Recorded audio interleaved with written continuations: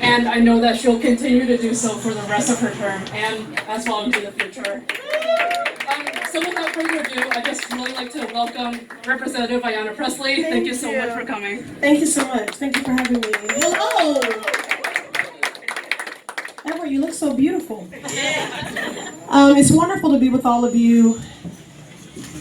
You know, a lot of people have questioned why now that I'm on the federal level, why, hold on one second. I hate mics, y'all gotta deal with me.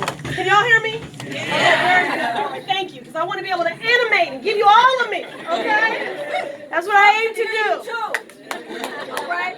But listen, you know, I have been in Congress now for almost 10 months, and our class is unprecedented in many ways, the 116th congressional class, right? Biggest class in history. We're the Democratic majority. This is the most diverse and representative class in the history of Congress.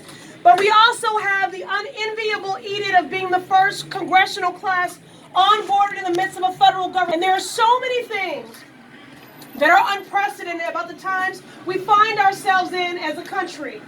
We are really at a crossroads. This is an inflection point for our country. Now, I am doing everything I can in Washington to create space, to advocate for, to cooperatively govern with the ignored, the left out, and the left behind. To stave off these what are sometimes hourly attacks, these insults and assaults. The rolling back and threatening of our civil rights, our civil liberties. We are drinking from a fire hose on an hourly basis. Each day a new draconian, oppressive, life-threatening, family-separating policy, xenophobic, being rolled out. But yet, I still have hope. That's right. Yep. When we ran for office, a week out from Election Day, we were 13 points down in the polls. But we won by a decisive 17 points. Whoa. Now, why is that? Because the pollsters were not talking to the electorate that we were expanding. That's the science of it. But it's also that you cannot poll transformation. And there are people who saw our victory as a referendum against hate. But I believe what it really was a mandate for hope. And I intend to keep that hope. But I cannot do that work alone. So although people have asked why I am leaning in on municipal races, this is not typical for members of Congress. But we are not in typical times. These are unprecedented times, which demand and require from all of us unprecedented organizing, unprecedented mobilizing, unprecedented legislating, and unprecedented hope. So that is what I am standing on, is that hope. I was worshiping in Chelsea earlier today, and I asked the congregation to pray for our country. But I reminded them of the African proverb that says, when you pray, move your feet. So, I am here today in the spirit of unprecedented hope during unprecedented times, asking you to move your feet. Because our values are not things we just espouse. They must be things that we live and we practice. But we need people like Gerly who are the implementers, who actualize those values and do that work in cooperation with us. When we ran, I said the people closest to the pain should be the closest to the power, driving and informing the policy making. Gerly believes that. That's why she has been so committed, not only to taking up space, disrupting the status quo, but creating new space. Yes. Because in a democracy, every voice deserves to be heard. Every person seen, every person heard, every community invested in. The Massachusetts 7th Congressional District, which I have the honor of representing, 800,000 people, 53% people of color, 40% foreign-born, includes Boston, Cambridge, Somerville, Randolph, Everett, Chelsea, and Milton, is one of the most vibrant, diverse districts in our country, and one of the most unequal. Amen. Across the board. Now, these inequities and disparities, which created a system where from Cambridge to Roxbury in a 3-mile radius, life expectancy drops by 30 years and median household income by $50,000. That 3-mile radius contrast is not just about Cambridge and Roxbury, that exists throughout the district. That exists right here in Everett. These inequities and disparities were created by policies. And those policies were created by man. And they can and should be disrupted by these women.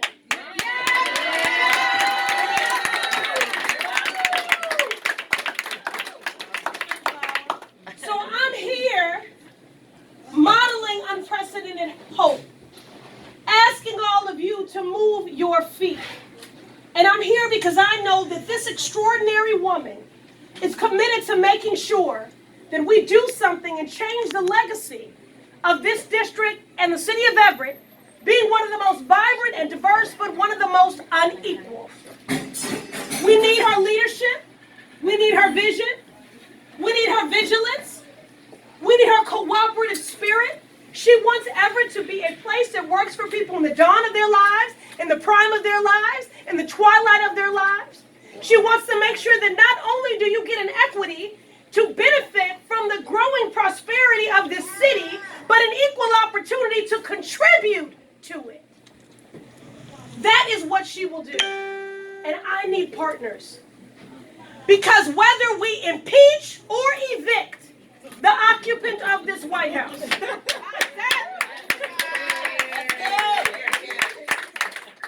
whether we impeach or evict the occupant of this White House, we will be digging out from the hurt that he caused for a long time. Yes.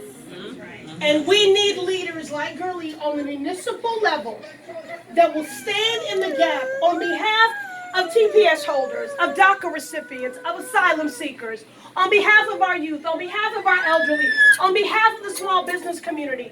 People that will stand in the gap to stave off these attacks as we resist, but also make sure that we are equally progressing.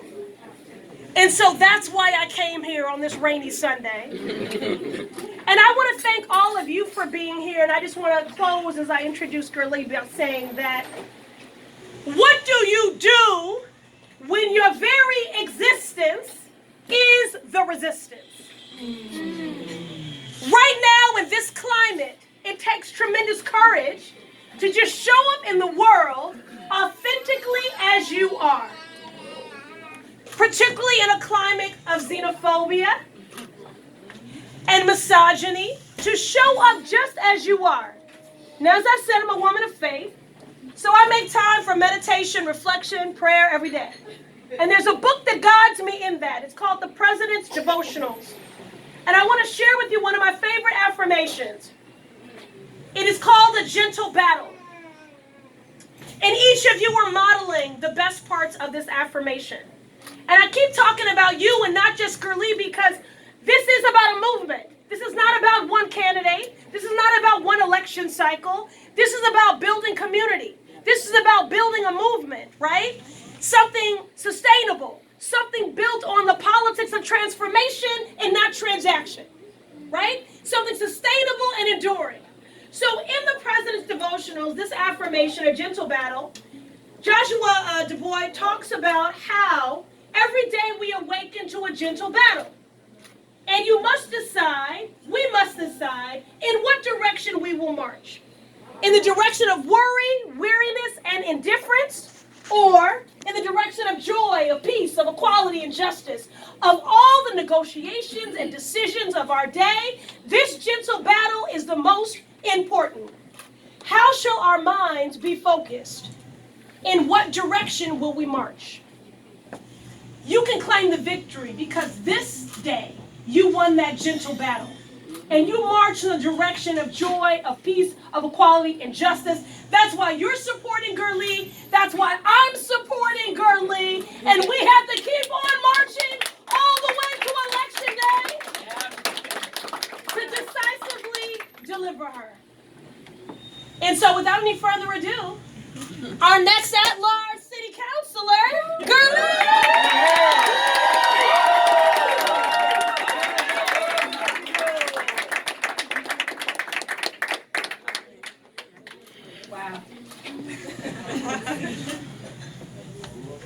I don't know if you guys know this about me, but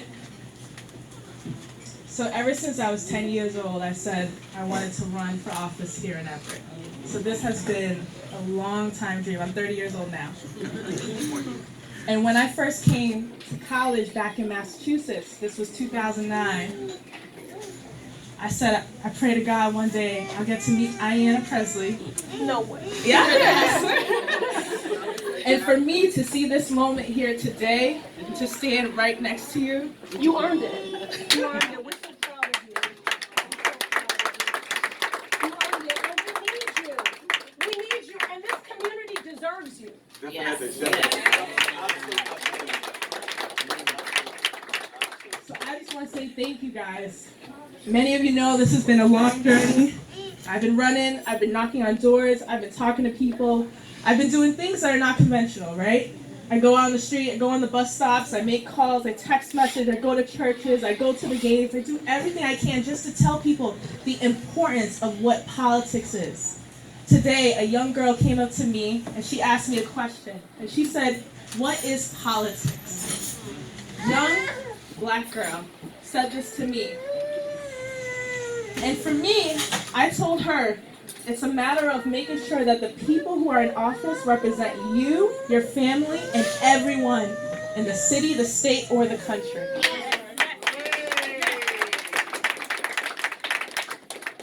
And that's why I want to run. That's why I decided to run, and that's why I keep on telling them, I'm going to keep on fighting. You cannot push me out. Because this matters. This matters especially at this time when we need to make sure we have people who are not going to be scared, who's going to advocate, and who's going to make sure they do the right thing. Because we have a lot of people who's in office who are scared to stand up or say the right thing. And as many of you guys know me, I am not afraid to say what's on my mind and make sure I have a whole bunch of people behind me. Because it's not about me, it's not about Ayanna, it's not about them. It's about all of us. That's right. Ayanna says this thing where I've been recently saying, the power of us. Look at this room. They thought that I was only going to have 10 people show up because they didn't think I was going to have a shot. And 3 years in, man, we're going to win this thing.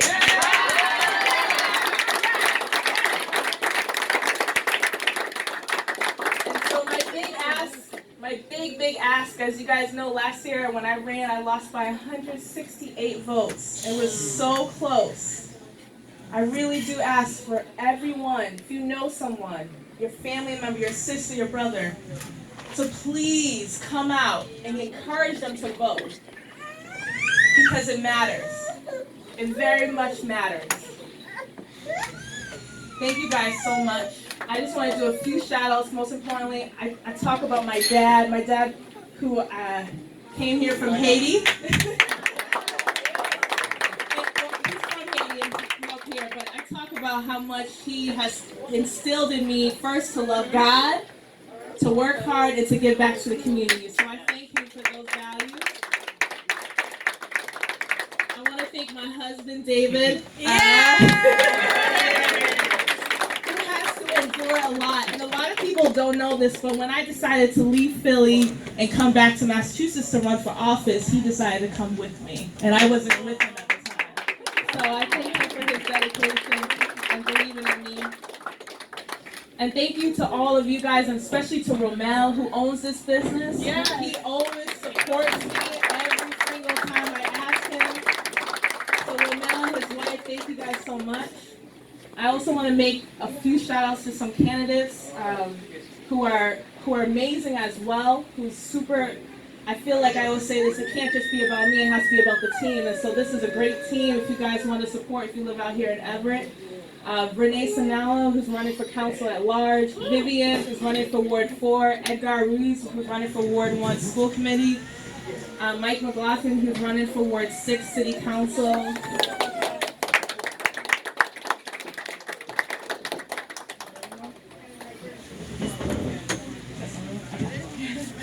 Oh, and my husband. I'm sorry. My husband is running for school committee at large.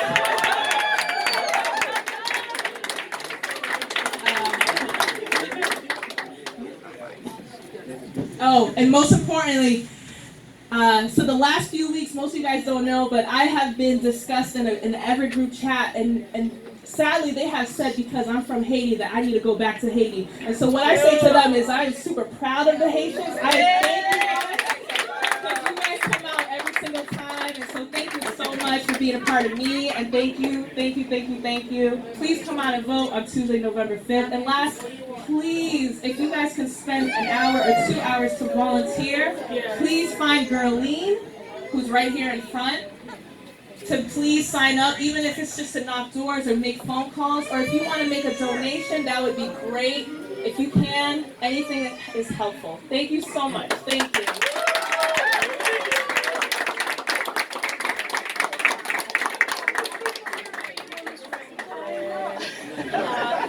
Very affirmed.